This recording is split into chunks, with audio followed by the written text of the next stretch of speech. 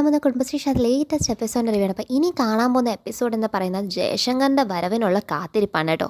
അപ്പം ജയശങ്കർ വരുന്നതിന് മുന്നേ തന്നെ ഈ കാർത്തിക മനസ്സിൽ ചിന്തിക്കുന്ന കുറേ കാര്യങ്ങളുണ്ട്. അതായത് ഇടീ നീ കൂട്ടപ്പടക്കുന്ന തിരി കൊളുത്തിയിട്ട് നീ അവിടെ അങ്ങ് നിന്ന് ആസ്വദിക്കല്ലേ. കാരണം ശാലിനി എന്താണ് മുറ്റത്ത് തന്നെ നിന്ന് നോക്കുവാണ്. അതായത് ജയശങ്കർ വരുന്ന വരവ് ശാലിനിയാണ് കൂടുതൽ എക്സൈറ്റ്മെൻറ്റാണ് നോക്കിക്കൊണ്ടിരിക്കുന്നത്. ആ സമയത്ത് നമ്മുടെ വിഷ്ണു ഒരു ഡയലോഗ് പറയുന്നുണ്ട്.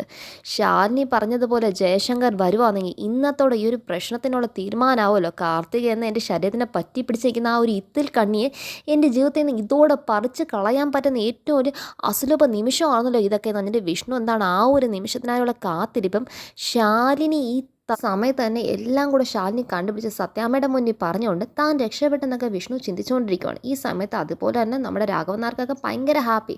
സത്യഭാമയ്ക്കാണെങ്കിലോ കാർത്തികയുടെ കാര്യത്തിനകത്താണ് കൂടുതൽ വിശ്വാസം. കാർത്തിക നല്ലവളെന്നും ശാലിനി എന്തൊക്കെ ഇനി ആരൊക്കെ ശാലിനിക്കെതിരെ വന്നാലും ശാലിനി ചീത്തയും മറ്റുള്ളവരെല്ലാം നല്ലവരെന്ന രീതിയിലെ ഒരു മനോഭാവമാണല്ലോ സത്യാമ്മയ്ക്ക്. അതും കൊണ്ടിരിക്കുവാണ്.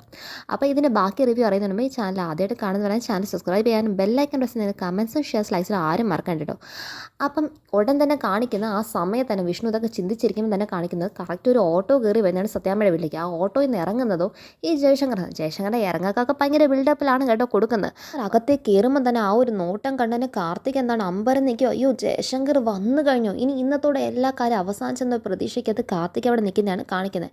ഈ സമയത്ത് ജയശങ്കറിനെ കാണുമ്പോൾ തന്നെ ഓടിച്ചെന്ന് കെട്ടിപ്പിടിക്കണം എന്ന് പപ്പി മോള്. കാരണം അങ്കളേന്ന് വന്നിട്ട് അങ്ങ് കെട്ടിപ്പിടിക്കുമ്പോഴത്തേക്കും ജയശങ്കർ ചോദിക്കുന്നുണ്ട് മോളുടെ കൈയുടെ വേനൊക്കെ മാറി ചോദിക്കുമ്പം എല്ലാം മാറിയെങ്കിലെന്ന് പറയും. അപ്പം ജയശങ്കറിൻ്റെ കണ്ണുകൾ കാർത്തിക എവിടെയാണെന്ന് നോക്കി നടക്കുവാണ്. ആ സമയത്ത് കാർത്തിക ചിന്തിക്കും, ഓ ആ നോട്ടം എനിക്ക് തന്നെ ഉള്ളതാണ്, എന്നെയാണ് ആ കണ്ണുകൾ തിരയുന്നത്, ഓ എൻ്റെ കാര്യം ഇതോടെ തന്നെ തീർന്ന്, ഇന്നത്തോടെ അവൻ സത്യങ്ങളെല്ലാം തന്നെ സത്യാമ്മയുടെ മുന്നിൽ വിളിച്ച് പറയും. അതോടെ സത്യാമ്മ ഞാൻ അവരെ ചതിച്ചെന്ന പേര് എൻ്റെ കഴുത്തിന് പിടിച്ചെന്നെ ഈ വീട്ടിൽ നിന്ന് പുറത്താക്കുന്ന ഒരു ചടങ്ങും കൂടെ ഇനി ഇവിടെ നടക്കാമല്ലോ. അങ്ങനെയൊക്കെ സംഭവിച്ചാൽ ഞാൻ എങ്ങോട്ടേക്ക് പോകും ദൈവമേ എന്ന രീതിക്ക് അത് കാർത്തിക ചിന്തിച്ച് അവിടെ പേടിച്ച് നിൽക്കുന്നതാണ് കാണിക്കുന്നത്. അപ്പം ജയശങ്കർ നേരെ സത്യഭാമയുടെ എന്താണ് സത്യാമ്മ എന്ന് പറയുമ്പോഴത്തേക്കും സത്യാമ്മ പറയുന്നുണ്ട്, ഇവിടെ ഞങ്ങളൊരു ചടങ്ങ് നടത്താൻ വേണ്ടി കാത്തിരിക്കുവായിരുന്നു. അതായത് എൻ്റെ മകൻ വിഷ്ണുവിൻ്റെ വിവാഹ തീയതി ഒരു മുഹൂർത്തം കുറിക്കുന്ന ഒരു ചടങ്ങാണ്. ജയശങ്കറിന് വേണ്ടിയുള്ള കാത്തിരിപ്പായിരുന്നു ഞങ്ങൾ എല്ലാവരും തന്നെ എന്നുള്ളത്. ഞാൻ ഇതോടെ 2 വട്ടം ഈ വീട്ടിൽ വന്നു കഴിഞ്ഞു. ഇനി മൂന്നാമതൊരിക്കൽ കൂടെ ഇവിടെ ഇങ്ങനൊരു സാഹചര്യത്തിൽ വരേണ്ടി വരുമെന്ന് ഞാൻ ഒരിക്കലും പ്രതീക്ഷിച്ചല്ല. കഴിഞ്ഞ വട്ടം ഇവിടെ നിന്ന് ഇറങ്ങിപ്പോയെന്ന് പറയുമ്പം വിഷ്ണു നോക്കുവാണ്. കാരണം വിഷ്ണു 2ാമത്തെ വട്ടം വന്നപ്പോൾ ഒന്നും കണ്ടിട്ടില്ലല്ലോ. അതുപോലെ ആദ്യത്തെ വട്ടം വന്നപ്പോഴും അത്ര വിഷ്ണുവിന് കൃത്യമായിട്ട് ഈ ഒരു കാര്യത്തിനെക്കുറിച്ച് അത്ര ഓർമ്മയും വിഷ്ണു കറക്റ്റായിട്ടില്ല. അപ്പോഴത്തേക്കും വിഷ്ണുവിന് എന്താണ് പരിചയപ്പെടുന്നത് ജയശങ്കർ, ഞാൻ ജയശങ്കർ എന്ന്. വിഷ്ണു എന്താണ് ഞാൻ വിഷ്ണു അതിൽ പരിചയപ്പെടുമ്പോഴത്തേക്കും ലാസ്റ്റ് ശാലിനി പറയാം നമുക്ക് കാര്യത്തിലേക്ക് കിടക്കാൻ ജയശങ്കർ. അപ്പോഴത്തേക്കും ജയശങ്കർ കാര്യത്തിലേക്ക് കിടക്കാൻ പോകുമ്പോഴത്തേക്കും കാർത്തി പറയും, ഓ അവളെ ഇരയിട്ട് കൊടുത്തു കഴിഞ്ഞ് ഇനിയിപ്പോൾ അവൻ ആ ഇരയെ പിടിച്ചങ്ങ് കയറേണ്ട ആവശ്യമുള്ളൂ, ഇന്നത്തോടെ എൻ്റെ കാര്യമൊക്കെ തീരും, ഈ കുടുംബം മൊത്തം കൂടെ എനിക്ക് നേരെ വാൾ ഒങ്ങിക്കൊണ്ട് വരാൻ പോകുമെന്നല്ലോ ദൈവമേ, ഇതൊക്കെ എങ്ങനെയാണ് സഹിക്കുമെന്ന് പറഞ്ഞ് കാർത്തികയുടെ എന്താണ് റൂമിൽ തന്നെ പേടിച്ചിരിക്കും. റൂമിൽ നിന്ന് പുറത്തൊന്നും പുള്ളിക്കാരി ഇറങ്ങില്ല കേട്ടോ. ശാലിനിയുടെ മുന്നിൽ കാണിച്ച വീരവാദമൊക്കെ അവിടെ എന്താണ് 8ആയി മടക്കി ചുരുട്ടി അകത്ത് കയറിയിരിക്കുന്നതാണ് കാണിക്കുന്നത്. ആ സമയം ജയശങ്കർ പറഞ്ഞു, ഞാൻ ഇവിടെ വന്നത് ഒരു പെൺകുട്ടിയെ അന്വേഷിച്ച എന്നുള്ള കാര്യം ഞാൻ നേരത്തെ തന്നെ പറഞ്ഞല്ലോ, അന്ന് വന്നപ്പോൾ തന്നെ ഞാൻ പറഞ്ഞായിരുന്നു, എൻ്റെ ഒരു പേഴ്സണൽ കാര്യത്തിന് വേണ്ടി വന്നതാണ്. ഒരു പെൺകുട്ടി അവൾ എന്നെ ചതിച്ചിട്ട് പോയ ഒരു കഥയാണ് ഇതിൻ്റെ പിറകിലുള്ളത്, അവളെ തേടിയുള്ള അന്വേഷണമായിരുന്നു ഞാൻ ഇങ്ങോട്ടേക്ക് വന്നതിൻ്റെ പ്രധാന കാര്യം എന്ന് പറഞ്ഞിട്ട് ജയശങ്കർ കഥകൾ ഓരോന്നായി പറയാൻ തുടങ്ങുവാണ്. അത് നിങ്ങൾ കേൾക്കണം സത്യാമ്മേ, എനിക്ക് പറയാനുള്ള ഒരു ചതിയുടെ കഥയാണ്. എല്ലാ ആണുങ്ങളെ പോലെ തന്നെ ഒരു വിവാഹമൊക്കെ കഴിച്ച് ഒരു കുടുംബജീവിതമായി സെറ്റിൽ ആവണം തന്നെയാണ് എൻ്റെ ആഗ്രഹം. അങ്ങനെ ഞാൻ എൻ്റെ വീട്ടുകാരുടെ നിർബന്ധം കൊണ്ട് ഒരു പെണ്ണിനെ പോയി കണ്ടു.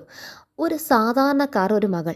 അവർക്കോ എന്നെ കണ്ടപ്പം തന്നെ അത്രയ്ക്ക് ഇഷ്ടപ്പെട്ട്. കാരണം അവരൊരു പാവപ്പെട്ട ആൾക്കാരായിരുന്നു. അവർക്ക് എന്നെ ഭയങ്കര ഇഷ്ടപ്പെട്ട് അവരവരുടെ ജീവിതത്തിൻ്റെ സർവ്വ സമ്പാദ്യങ്ങളും തന്ന് എനിക്ക് അവരുടെ മകളെ കയ്യിൽ പിടിച്ചു തരാൻ അവർ വളരെയധികം താല്പര്യത്തിൽ തന്നെയായിരുന്നു. പക്ഷെ ഞാൻ അവരോട് പറഞ്ഞ വാക്ക് എന്താണെന്നറിയോ സത്യാമ്മയ്ക്ക്, ഞാൻ അവരോട് പറഞ്ഞത് അവരുടെ സ്വത്തും സമ്പാദ്യങ്ങളും ഒന്നും എനിക്ക് വേണ്ട, അവരുടെ മകളെ മാത്രം എനിക്ക് തന്നാൽ മതി. അങ്ങനെ എല്ലാം ഒരുക്കി വെച്ച് നാട്ടുകാരെയും വീട്ടുകാരെയും എല്ലാവരെയും ഒത്തുകൂടി ഒരു വിവാഹ നിശ്ചയ ചടങ്ങിലേക്ക് വന്നെത്തി. അങ്ങനെ വിവാഹ നിശ്ചയത്തിനുള്ള സർവ്വ കാര്യങ്ങളും ഞാൻ എൻ്റെ സ്വന്തം ചിലവ് ഏറ്റെടുത്ത് എല്ലാ കാര്യം നടത്തി.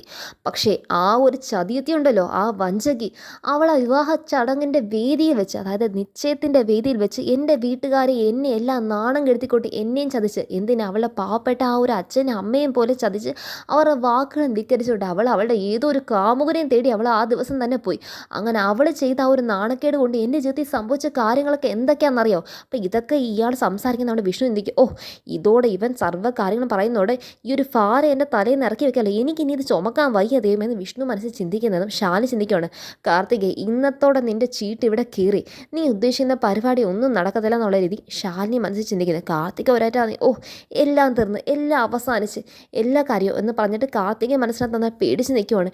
യോ ഇതിൽ നിന്ന് ഇനി ചാടി പോകാൻ പോലും പറ്റത്തില്ലോ, ഈ പത്മവ്യൂഹം പൊട്ടിച്ച് എങ്ങനെയെങ്കിലും ഒന്ന് പുറത്തിറങ്ങാനും പറ്റത്തില്ല, ഇവരെ പറ്റിച്ച് എങ്ങനെ പുറത്തിറങ്ങാൻ എന്ന് കാർത്തിക്ക് തെക്കോട്ടും വടക്കോട്ടും തിരിയാനായിട്ട് ഒരു മാർഗ്ഗമില്ലാത്ത രീതിയിൽ കാർത്തിക അതിൻ്റെ അകത്ത് ജാമായി പോയൊരു അവസ്ഥയ്ക്കാൻ നിൽക്കുന്നതിനകത്താണ് കാർത്തിക ആ ഒരു സഫോക്കേഷൻ അനുഭവിക്കുന്നത്. അപ്പോൾ ഇയാൾ പറയുന്നുണ്ട്, സത്യാമ്മയ്ക്ക് അറിയോ ഇതിന് ശേഷം എൻ്റെ ജീവിതത്തിൽ എന്തൊക്കെ കാര്യം സംഭവിച്ചു എന്നുള്ള കാര്യം. ഞാൻ വീട്ടുകാർക്ക് നാട്ടുകാരെല്ലാം മുന്നിൽ ഞാൻ വളരെയധികം നാണം കെട്ടുപോയി.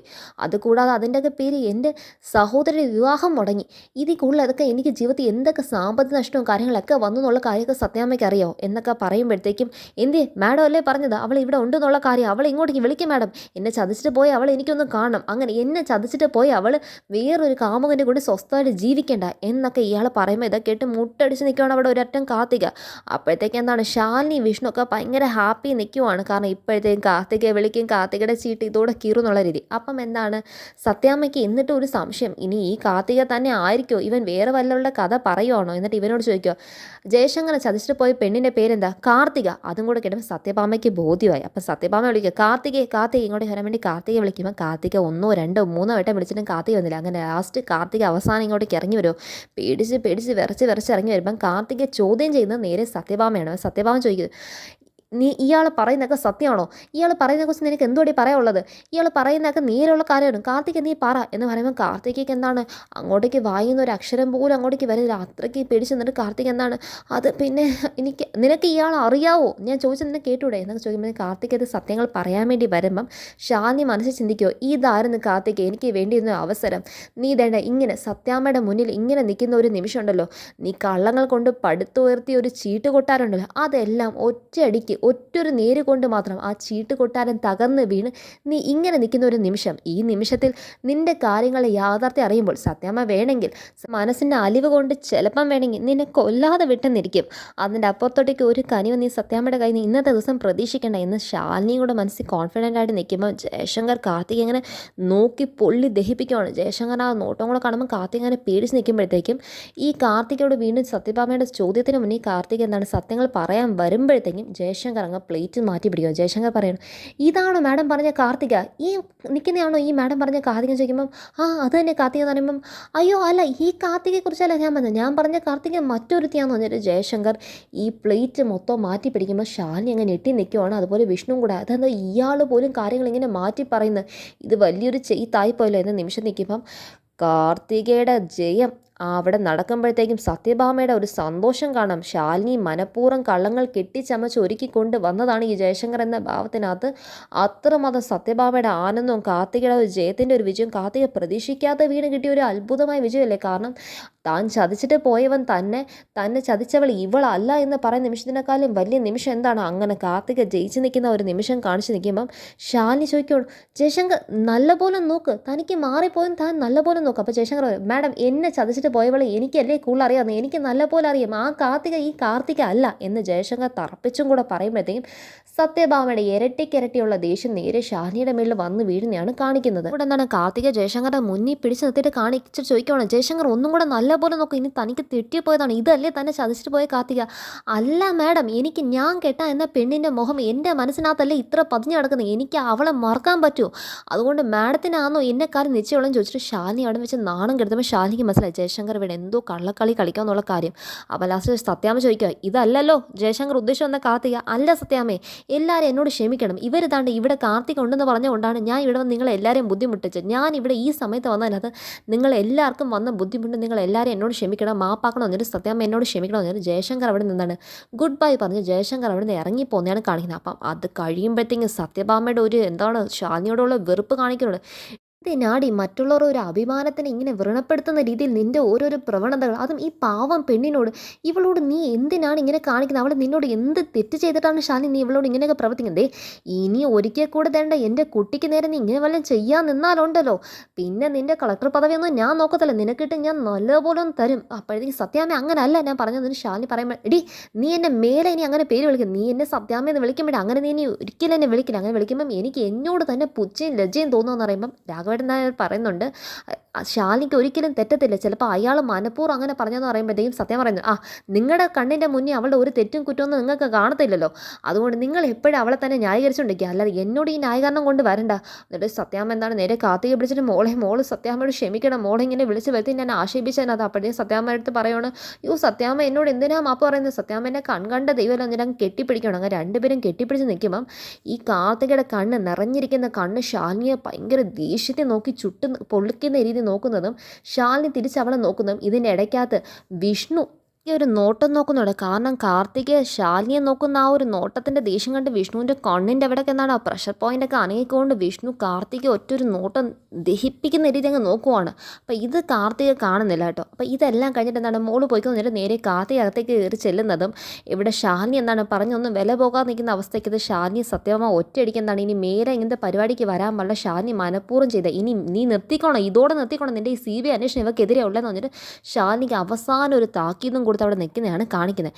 ഇതൊക്കെ ഈ പൂങ്കണ്ണീർ ഒലിപ്പിക്കുമ്പോഴേ നമ്മുടെ പപ്പിമോള് കാർത്തിക ഒരു നോട്ടം നോക്കുന്നുണ്ട്, ഇവൾ എന്തൊരു ഡ്രാമയാണ് ഈ കളിക്കുന്ന രീതിയിൽ നമ്മുടെ പപ്പിമോള് നോട്ടം നോക്കുന്നുണ്ട്. അതൊരു ഭയങ്കര ഇൻട്രസ്റ്റിംഗ് ആണ്. അപ്പോൾ ഇതെല്ലാം കഴിഞ്ഞിട്ട് കാർത്തിക റൂമിൽ പോകുമ്പോൾ കാർത്തിക ചിന്തിക്കുന്നത് ദൈവം എൻ്റെ കൂടെ തന്നെയാണ്, എനിക്കിവിടെ പിടിച്ചു നിന്നേ പറ്റത്തുള്ളൂ, ജയശങ്കറിനെ കൊണ്ട് ഇവിടെ ഉള്ള എല്ലാവരെയും വായ അടപ്പിച്ച ഒരു ഉത്തരം കൊടുത്തില്ലേ, അതോടെ തന്നെ എനിക്ക് മനസ്സിലായി ദൈവം എൻ്റെ കൂടെ തന്നെയാണ് ഉള്ളത്, ഇനി എനിക്കിവിടെ എങ്ങനെ പിടിച്ചു വെക്കണം, എനിക്ക് കിട്ടിയ ഒരു കച്ചിത്തുരുമ്പ, ഇനി ഇവിടെ നിന്ന് ഞാൻ ഒരു കാരണവശാലും ഇറങ്ങിപ്പോകത്തില്ല, അതായത് ഇനി ഇവിടെ തന്നെ എന്താണ് അങ്ങ് ജീവിതകാലം മൊത്തം ഇരിക്കാനാണ് കാർത്തികയുടെ ഒരു താല്പര്യം എന്ന് പറയുന്നത്. അപ്പം കാർത്തിക എന്താ ചിന്തിക്കുക, ഈ ജയശങ്കർ എന്തിനാക്കി ഇങ്ങനെയൊക്കെ പറഞ്ഞത്, അവൻ സാധാരണ രീതിയിൽ എന്നെ തള്ളിയല്ലേ പറയേണ്ടത്, പകരം അവൻ എന്നെ അനുകൂലമായിട്ട് സംസാരിച്ച് എന്തിനാണ് എന്നെ എന്തിനാക്കി രക്ഷപ്പെടുത്തിയത്, അവനിതിൻ്റെ പിറകെ വേറെ എന്തെങ്കിലും അജണ്ടയുണ്ടോ, അവൻ എന്തെങ്കിലും എന്താണ് ഇതിൻ്റെ പിറകെ ഇന്നത്തേക്ക് ഇങ്ങനെ ഒരു കാര്യം കാണിച്ചിട്ട് എന്നിൽ നിന്ന് വല്ല വേറൊരു ഉപകാരം കൈപ്പറ്റാൻ വേണ്ടിയിട്ടാണോ, ഇതൊക്കെ പാരയാവോ ദൈവമേ എന്നൊക്കെ ചിന്തിച്ചിരിക്കുമ്പോൾ എന്നാൽ പിന്നെ എല്ലാത്തിൻ്റെയും ബുദ്ധി ഉപദേശകാരിയായിട്ടുള്ള മധുശ്രീയെ വിളിക്കാൻ അതിൻ്റെ മധുശ്രീയെ വിളിക്കാൻ മധുശ്രീ ചോദിക്കുന്നുണ്ട്, ഇന്ന് അവിടെ കാര്യമായിട്ട് വല്ല നടന്നോ കാർത്തിക ചോദിക്കുമ്പം അല്ല അങ്ങനെ കാര്യമായിട്ടൊന്നും നടന്നില്ല എന്ന് കാർത്തിക പറഞ്ഞു തരുമ്പോൾ അങ്ങനെ ലാസ്റ്റ് ഈ കാര്യമൊക്കെ വായിന്ന് വരുമ്പം മധുശ്രീയുടെ വായിന്ന് വീഴുന്നുണ്ട്. ഈ ജയശങ്കർ ഈ മാറ്റത്തിൻ്റെ കാരണം